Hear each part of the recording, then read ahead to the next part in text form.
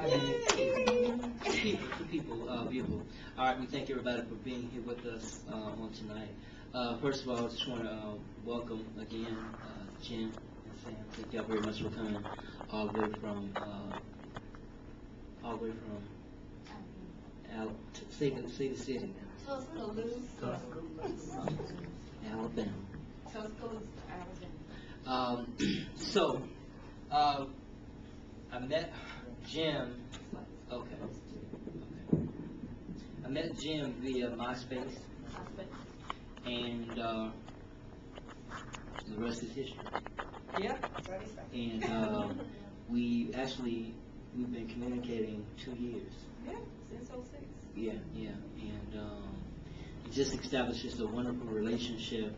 I've learned so much from her in terms of, the as a venue promoter and all the things that we do. Got a fresh perspective from her side, as an artist out there touring and doing, some different things. So this has just been a really, really great relationship. So I'm going to go ahead and ask you some questions. So you are people who come out tonight. We thank everybody for coming out. If you got the email, if you was called, or if you just happen to be here playing cards, we thank y'all. Thank you for coming out. Did y'all like the poetry? Yeah. We're going to see y'all again? Yeah. All right. Okay, all right, cool. Right. Now you know. Okay. All right. So, first of all, going to ask both of you guys, because, you're the wife and you're the husband, the artist, and the producer. So, what's the creative process for you guys? And whenever you're working on a song, is there ever a moment where, because I know you're pretty good with cranking out a song, but is there ever a moment where you think that you can dig a little bit deeper for the sound, the lyrics, the way the song should go? Do you ever have to put a song on hold and come back, and create it? Oh, give me that mic. Yeah, this gonna. Good evening, first off, everybody. And thanks to everybody. I'll go into the thanks later. But yes, as a matter of fact, my producer has just so people know, there are times when, as far as the creative process, when we actually, normally the way I write a song is I come up with a concept, and when I come up with the concept, I give him the concept and I say, oh, I want a song about rain, and I kind of want it to sound like kind of George Clinton, mix it with Jill Scott, and I'll do something like that. And he'll come up with a track, and it's what he conceptualized that I was talking about. Then I'll listen to it and I'll say, that don't really sound like rain to me. So it might take me, another 3 months to figure out what that track is saying to me. So as far as creative process, yes, it does go on hold, and we revisit it. And then there's sometimes when I might give him a concept and he'll go, and he comes back and he brings me a track and he'll say, how about this concept?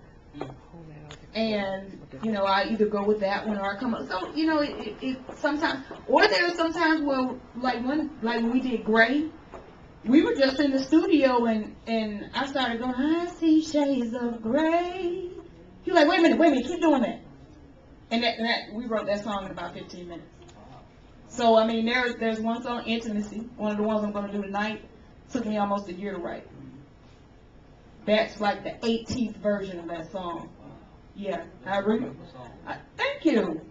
Makes me feel good for refining it 150 million times, but I never could think of words that, it was like, when he gave me this track, I was like, wow, this track is just off the chain, but I don't like these words on it. So I kept going back, and I recorded the song, and the song, actually, if you listen to different drafts of the album, Intimacy is different. I'm just about average.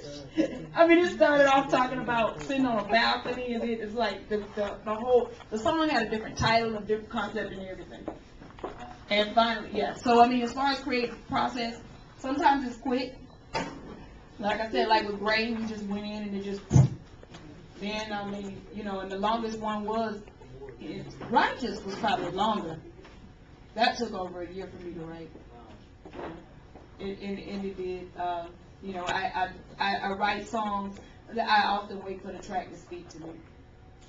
And if it never really says what I'm looking for, like there's about 3 tracks that never made the album because they never said anything. So. Jim Avery on your hand. And I'll be plugging her MySpace page throughout the night, as well as the website, which is jimavery.com. You can go to myspace.com. Jim with a G. Yeah, this is everywhere. Every little thing you can think that they got somebody, a social networking on there, she is on there. Sam, what, you know, getting a bride and an artist, what was that like for you? I mean, you got somebody, I mean, because this is, you know, she's supposed to love you, and she can't always, I mean, is she blunt about saying, nah, play, that ain't where I want to go? Actually, good evening, everybody. Actually, it's the other way around. She'll tell you, I'm a monster in the studio, she knows that. And that's, we don't, Very difficult to work with. I am difficult to work with. And there were times, what's the best way? Actually, the reason I even married her, to be honest. Same. Yeah. Well, to be honest, was her voice. Because we dated back in college. And 7 years later, I ended up finding her again. And when I told her, I said, your voice haunted me since college. And it just so happened that the voice, you know, came across and, you know, creator had different ways of hooking people up, and that's kind of how we hooked up.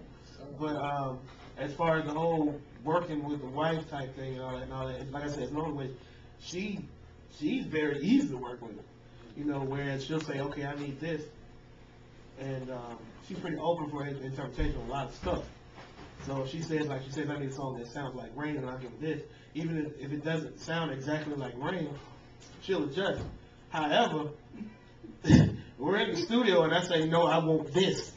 You know, and she'll sing this, and I'm like, no, that's not what I said. I said this, you know, and a lot of times, so that puts a strain on us. We had to learn to shut it off, you know, when we get home, because, you know, in the studio, I'll tell her. So, you know, I asked her to do a lot of intricate things because, you know, Lord knows she's one, if not the most talented person, but one of the most talented people I know. And I asked her to do a lot of things that I feel like she's capable of anything. She'll doubt it. I don't know if I can do that. I'm just say it. That's what I said. You know, a lot of time. So it's like I said, it's no love. I'm a slave driver. I have to admit that. And that's one of my bad things I have to work on. A lot. So all these artists, I'm like, let me get tracked. Think twice. But Hit the track, don't go to the studio. yeah, don't go to the studio. Yeah. So but that's how it is. But like I said, we learn how to shut it off. When we leave the studio, it's cut off. You know, so it's actually been fairly easy. A lot of people think it's difficult to be able to work with the person that you're married to. It's actually kind of easy. It makes it a lot easier because, like I said, she trusts me, I trust her, and that comes out through you. Okay. Last